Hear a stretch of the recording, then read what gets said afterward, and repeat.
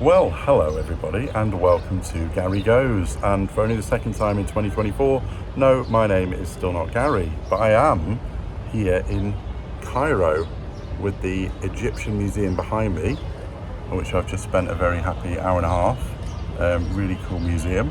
So yeah, I'm kind of cheating a bit. I'm filming this little intro technically 3 days into my trip.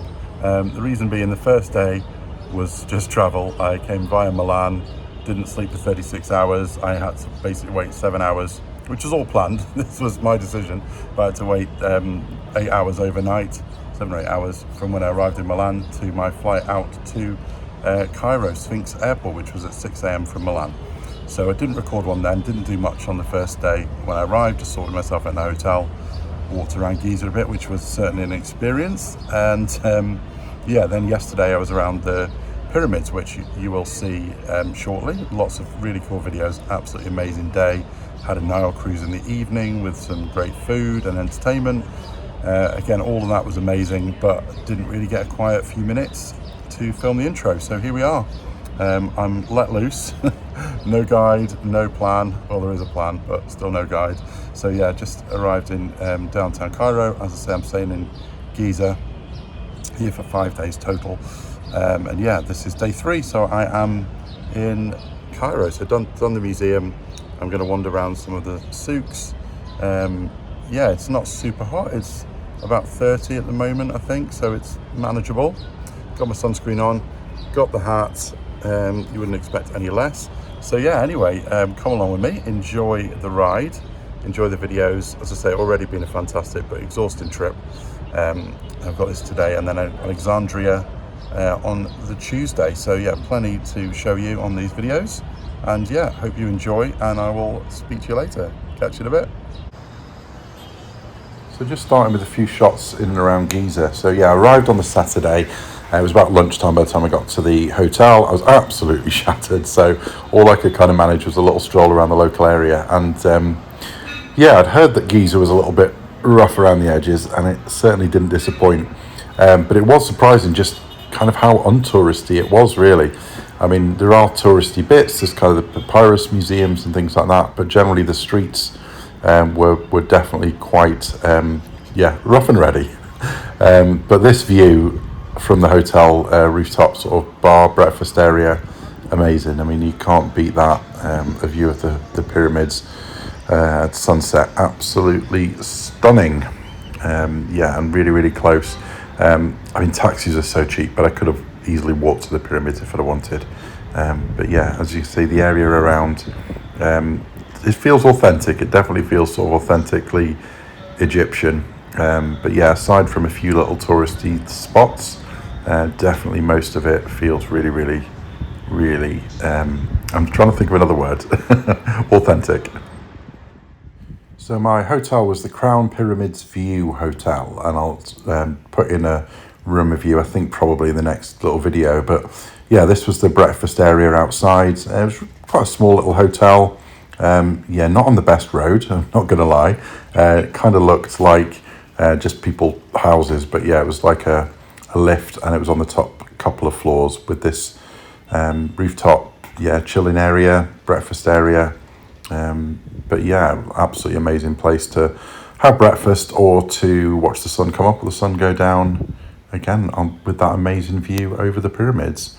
So yeah, I think the hotel was worth it just for that. So first full day in Egypt, and of course, where's number one on the list to go? The pyramids, pyramids of Giza. So this was the Great Pyramid here, queuing up to get inside. It was a must do. You know, I'd heard that it was incredibly hot, sweaty, uncomfortable, and it was all of those things, but it was definitely worth it. So I think it was about £7 or £8 to get into the kind of pyramid area, and then about another £12 or £13 to go inside the pyramid. They actually close it around lunchtime for a couple of hours because it gets so hot in there, and you know, the sweat is just dripping off. So you walk through this cave area, then up here into this really low tunnel that you kind of have to hunch and walk up, and then you've got everybody else who's already been into the tomb also walking back out the same way. So yeah, not the most comfortable if you're anyway claustrophobic or can't handle heat or anything else, yeah, I definitely wouldn't recommend. But look how tight that is, going up there when people are coming back down the same way. Amazing experience, but yeah, so many people and so hot. So this is, yeah, it's a great pyramid. I believe it's the only one you can get into on the Giza pyramid site. Well, I may be wrong about that. We certainly didn't have time to go in any others if there were any, but this is the main one that people sort of have on their must do list. Yeah, so it's the Great Pyramid of Khufu, or Cheops, and dates from about 2600 BC. So absolutely incredible, almost as old as Stonehenge, which is mad. And then, yeah, as you can see, the last bit you kind of climb under a little tunnel, and then here we are in the main tomb with the stone sarcophagus. Yeah, absolutely incredible. I did very briefly lose my passport in this room, which would have made for a good, if quite worrying story if I'd have not got it back. But luckily I did. The security guard there managed to pick it up, so I only had about 5 minutes of panic. But yeah, losing my passport in the tomb of King Cheops. But anyway, yeah, so this is climbing back out again. As I say, just an incredible amount of people, but still worthwhile. And then, so this is further up, obviously on the pyramid site, where you can see all three pyramids together. The middle pyramid, arguably more famous because it's still got that kind of top bit from the original covering for the pyramids, and then the smaller third one. I'm sorry, my research is quite limited, so I can't tell you anything more about the other two. Obviously, I researched while I was there, but yeah, the Great Pyramid was the main one that I spent some time around. I was on an organised trip. I wasn't going to do that originally. I was just going to get a taxi and do myself around the Giza pyramids. However, I did want to see another couple of sites. When I looked at getting taxis out there and paying the price for that, actually I got a really good deal. It was like £30 for a guide and transport and lunch to all three sites that I wanted to visit. So, you know, it made sense to do that in the end. I would have liked a little bit more time just around that site myself, but you know, I'm sure I will go back at some point in my life. And there's the Sphinx as well, with his missing nose. But yeah, incredible. And this area here was where they were sort of arranging all the mummies, where they would prepare the bodies and then take them up to the tomb. That's right next to the Sphinx. So yeah, I mean, obviously originally it would have had a roof on it, but some of these, you can imagine, can't you, these areas, these kind of indentations where they would have laid the bodies down. And yeah, the Sphinx. And then, do you see how close Giza is? It's right there. And there is a Pizza Hut overlooking the Sphinx. And they also have a light show, which I probably wouldn't have gone to the light show, but I would have liked to have seen the pyramids at least lit up at night.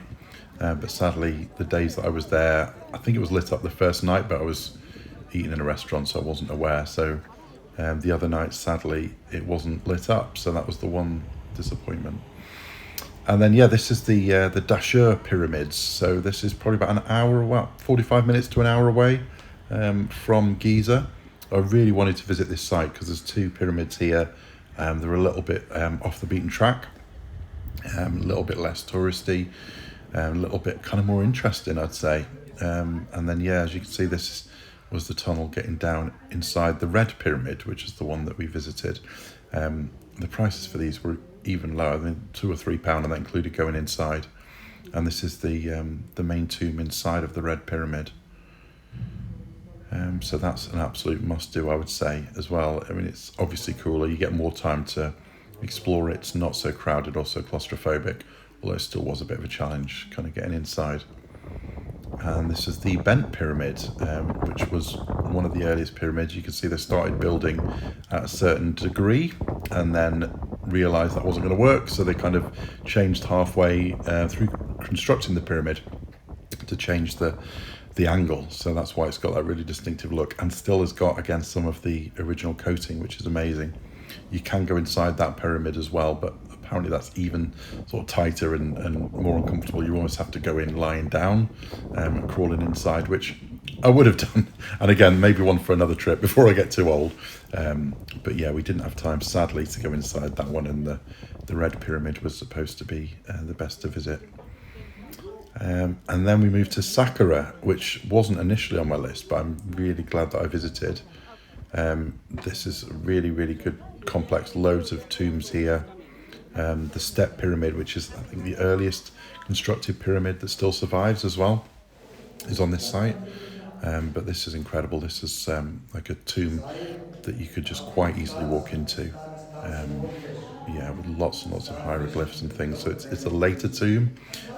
This is from when they stopped building pyramids and sort of started just putting tombs into the ground and started decorating them all with hieroglyphics. So just incredible to think that these are, 3,500, 4,000 years old. Absolutely crazy to think about.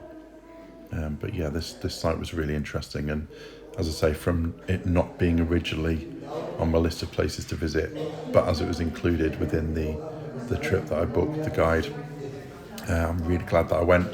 And again, another place that I would go. You could easily spend all day at Saqqara. I mean, look at the stars up there. Just absolutely insane to think about how old they are.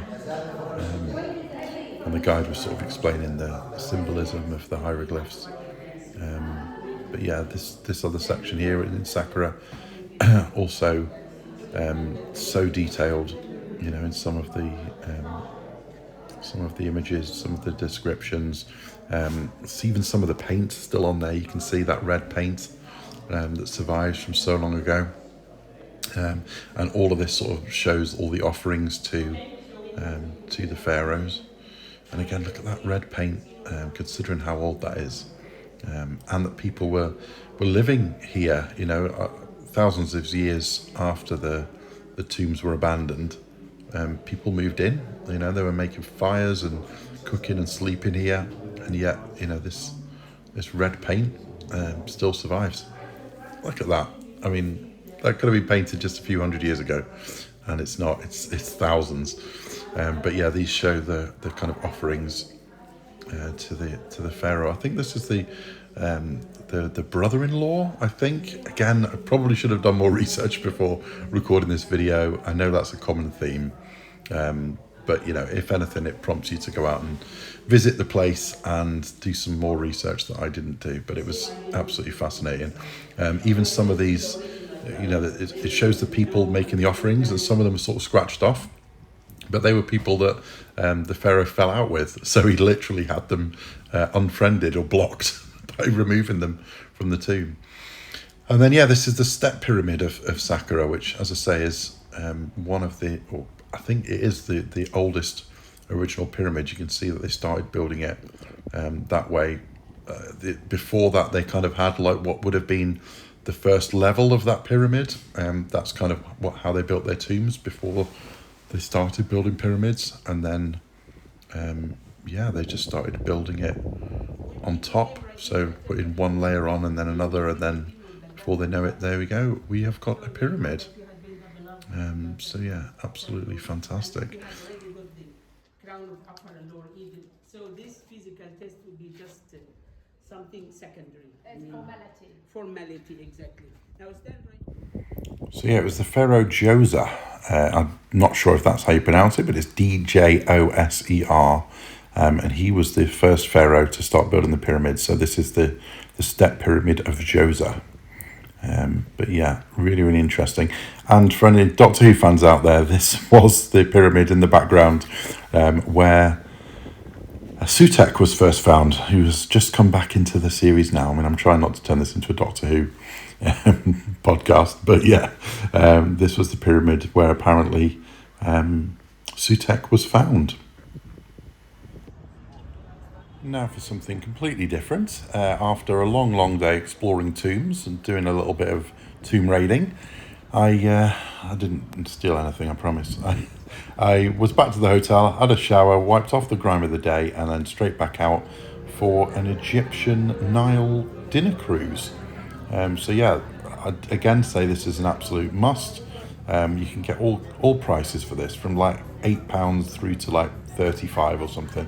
I just went for kind of middle range one, which was I think 20 quid, and that covered a taxi transport from Giza to Cairo.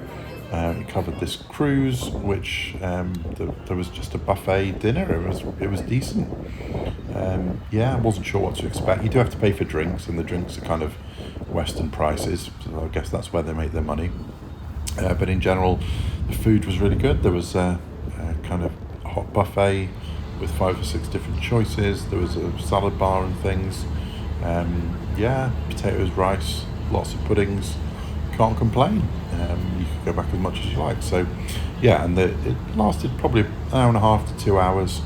And there was entertainment as well, which you'll see soon. There was like a belly dancer and a whirling dervish dancer. And the ship kind of goes right into the centre of Cairo, which is really interesting to see by night. And then turns around and comes back again. So, again, if you're in the area, I'd say that's something that you've definitely got to do. And I really enjoyed it, to be honest. Particularly sort of after I'd eaten, just sitting outside here. Obviously, it's quite a warm evening, and just checking out the lights and the impressive hotels in the centre of Cairo.